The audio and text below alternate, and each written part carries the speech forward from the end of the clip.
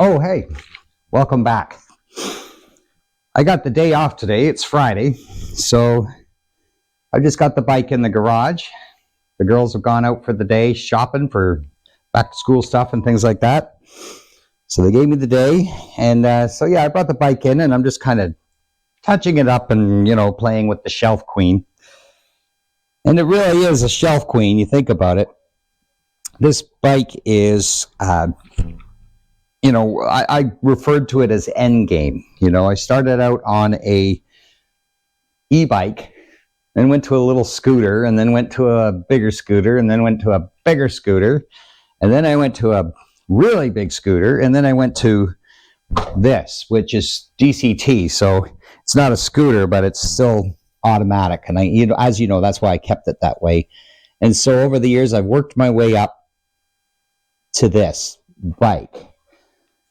The thing is, I ended up getting this bike in 2020, and it's been 5 years now that I've been riding it. I've taken it all around Newfoundland and back. I've taken it up north. If you're familiar with my channel, you can see it all there. You can see the trips I've done. I haven't posted in a while, I know, and some of you have been asking me, through the Facebook page and things like that, why I haven't posted lately. Well, I just haven't done a big trip lately. I've done some small trips, but nothing, video worthy, right? It would just be redundant. It would just be like, oh, I'm just going to Tobermory and back, or I'm just going to Owen Sound or something. And unless I'm going to do a lot of interpersonal relationships with people and, do all that kind of stuff, it's really not worth watching for you. So I just record the bike trips when I go on them, or if I can think of something that I think is worthy of a video, then I will. I have some ideas in mind.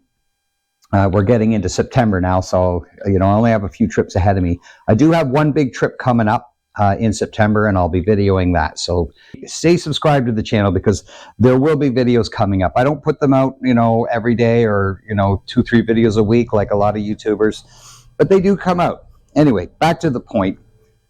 After 5 years of having this bike, you start to get the itch. Well, what do you mean by the itch? You're saying, what are you talking about the itch? What are you itching? The thing is, you get this bike and you think, okay, I've worked my way up to the biggest, baddest, most advanced bike I can find. And now you're sitting there after some years of riding it and you've done some great adventures on it. And you're like, well, is this it? Is this end game? Will I never be able to go any more than this? Will I never be able to get another bike? I mean, I'm not a billionaire. I don't have a 3-car garage that I can store 12 bikes in. I can have one bike. I have a bike shed for one bike. I have the budget for one bike. I only have the need for one bike. So if I ever got another bike, I would have to sell this one to get it or trade it in. So, for a while I've been thinking about the trading in, and it's just been traded in for what, And so we're going to analyze today what it means to try and get a new bike when you already have pretty much, the top of the game. So you've got to break it into categories. What sort of categories are we talking about? Well, the first category is your budget. Can you afford to get a new bike, And that's some problem I ran into right down the road. I started looking at bikes, and the one category was budget and what can I afford. Well, for starters, I can, and I know I will never get what I put into this bike, and you never will, no matter what bike you have. I've spent all kinds of money on this bike, right? On all its accessories and its options. I just spent $3,500 on the panniers, So there's a lot of money that went into this bike, plus its initial cost to begin with. You're never going to get that back, especially after 5 years. You're lucky if you'll get less than half, especially if you're trading in as well. So if it's about the budget, doing that and trying to get a new bike, again, it's just doesn't make sense to trade in or get another bike. It doesn't make sense if you're going to think of it. If budget is your number one concern, I would say don't trade in your bike unless your bike is totally falling apart. then maybe. But other than that, don't trade in your bike, because you're going to lose big time. It's going to cost you a lot of money. And then another category you think about is reliability. Am I going to get something as reliable? Do I want more reliability? Like I just said, if my last bike, or my bike I have, is having problems all the time, it's always breaking down, I'm always end up on the side of the road, you would want to trade in your bike and get a new bike because you want something more reliable. Problem is, with my situation, the Honda is extremely reliable. I've been riding it for 5 years, and I've been going on huge multi-day long road trips all over the country, and I've never had to do anything other than change the oil. I haven't even adjusted the chain yet, because it just doesn't go out of adjustment. It doesn't stretch, because I drive it, I kind of granny it when I drive it, so maybe that's probably why I don't drive it hard. But I check it all the time. It's always fine. I clean it, I oil it. Other than that, I put gas in it, And so I would not want to trade in this bike on a reliability issue, Now, it's not gonna work for me. So, because I already have the most reliable bike. So if I do trade it in and get another bike, I'm probably going to be downgrading on reliability, not upgrading, because I'm not saying nothing could ever happen, but so far nothing has ever happened, and Hondas are known for that. So really what it's come down to is, it's not about the money, it's not about the reliability, it's just about wanting a change and just thinking to yourself, all right, it's a great bike, I love the bike, but is this all I'm ever going to have for the rest of my days? Is there anything else out there that I might enjoy? And it may actually help renew your enthusiasm a little bit for going out and riding all the time, getting a new bike. Because if you get something new and exciting and different, that's going to make you just look forward to going out instead of just, should I go out? Like today, I have the day off and I could go out riding, but I'm like, well, it's a bit cold. It's like 13 degrees. It might hit 15 today. Can I do it? Yes, of course. I could jack it up and I could go on a ride, but it'd be a bit nippy and it wouldn't be quite as enjoyable, especially if I'm not on a trip. I'm just doing a ride to some random location. So I don't think I'm going to go today. I'm just going to play with the bike and set things up and stuff. Maybe do a little talking video for you, if I haven't lost you already. So really, I thought, why would I want to trade this in and get something else? First of all, you need to know what you want, right? If you don't want this, what do you want? And a lot of you are going to scoff at this, especially the Honda lovers.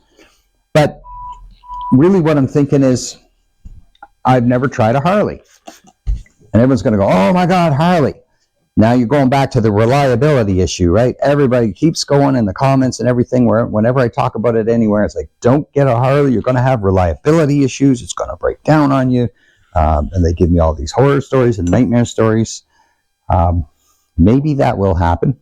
And so it kind of scared me off getting a Harley for a while, just because so many people kept telling me, stick to Honda, don't get a Harley, you're going to end up broken down, blah, blah, blah. It costs you a fortune to keep it running.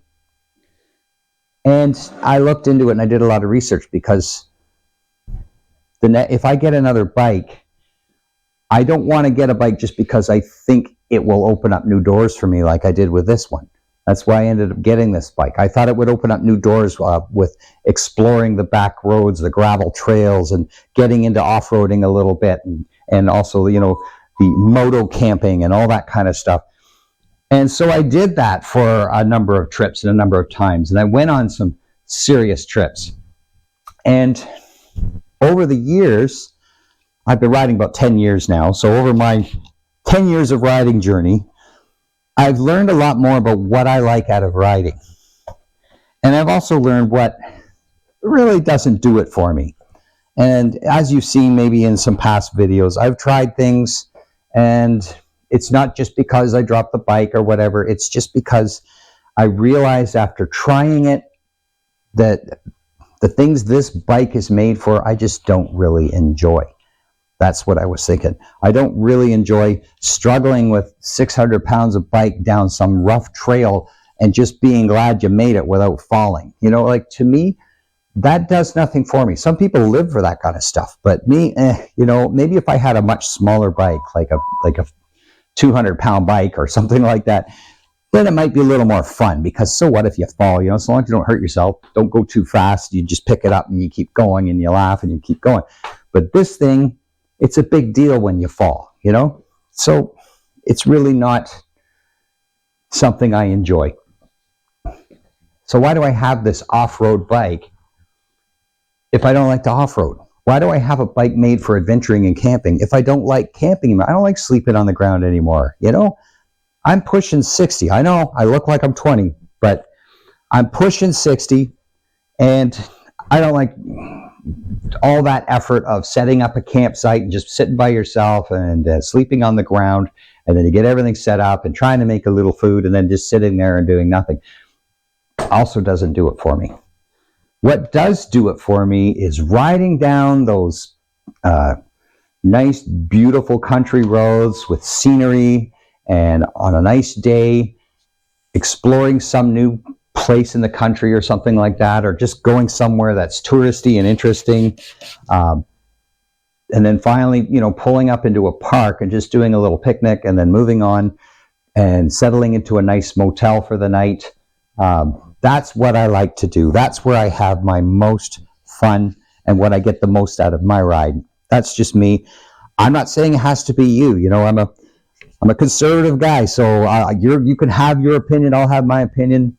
We're all allowed to like what we want to like and not like what we don't like. That's fine. If you love off-roading and stuff, that's great. But I just realized I got all this technology that I don't use.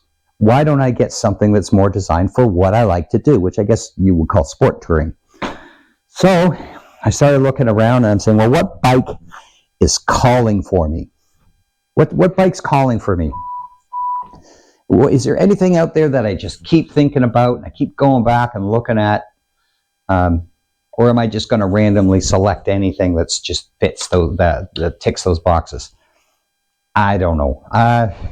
I did come up with an answer, and there was a bike that I keep thinking about and I keep looking at, and you're gonna laugh, but it's a Harley. So yeah, I was looking at a Harley. I've never had a Harley. Everyone says don't get a Harley. I was already talking about that with the reliability thing, but I'm looking at the Harley Pan Ams, and those are the ones I like. I've test drove one in a previous video, and I ended up saying it's not an upgrade going to a Pan Am. And also, the Pan Ams have been plagued with issues, but mainly the 2021s, 2020 to 2023 is where the ones they had a lot of problems. But now the 2025s are out, and they have addressed all these issues that bike was having. And so if we can set that aside, I got scared off of getting it because of all these stories about issues that the bikes have had. But they've addressed a lot of those issues. They've addressed everything. We're hoping that the new ones are going to be more reliable. Plus, they do give a pretty good warranty on them if you buy them new. 3 years unlimited. And then if you pay a little more, anywhere from a little to a lot, depending on what kind of deal you get, you can bump that up to 5 years unlimited. So at least you're covered on anything that goes wrong with the bike for the first 5 years, which is kind of nice, especially considering the concerns we have with this bike. Now, I'm not thinking of getting it because it's more reliable. I'm not thinking of getting it because I'm saving money, that's for sure. And all those categories that I covered, it's none of those reasons. I just want something new and different and exciting. And that bike is, not the Pan American you're thinking of. The ST1250 is a Pan American, but they've taken all the off-road stuff off of it. They've reduced the size of the tires.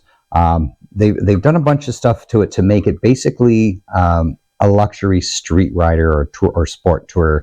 It is not made for going off-road, although you probably could, if you put some decent tires on it, you probably could still get up and down a trail or whatnot, but I wouldn't do anything too serious with it. But it is more designed. They've taken all this stuff and they've made it for sport touring. So it's basically a Pan Am that's been redesigned as a sport tourer. And it's got all the things that I like to do built into it. Like, it's designed for what I like to do. And it certainly has a lot of style, in my opinion. I love the style.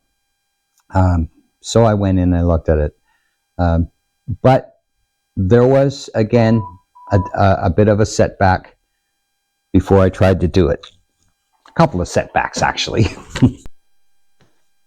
The first setback was its price. If you go on the website and you look at it, it says this is in Canada. You look at the MSRP and they say $24,900. Okay, I can understand that. Since COVID, things have got more expensive. This was bought right at the beginning of COVID. And then right after that, the price of everything, vehicles especially, went through the roof. So I understand it's not $20,000 anymore for this type of bike. It's not going to be cheaper.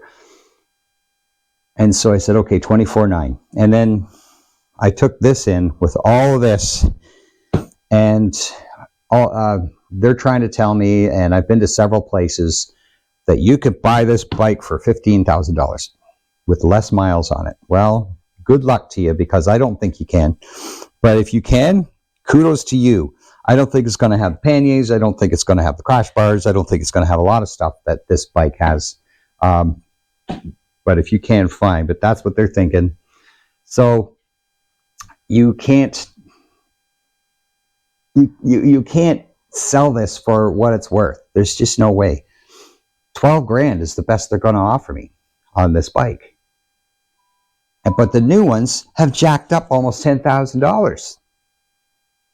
So the best deal I could get for this ST, which I think is a bit of a step down from this bike as far as all its features and its ability and its reliability and all that.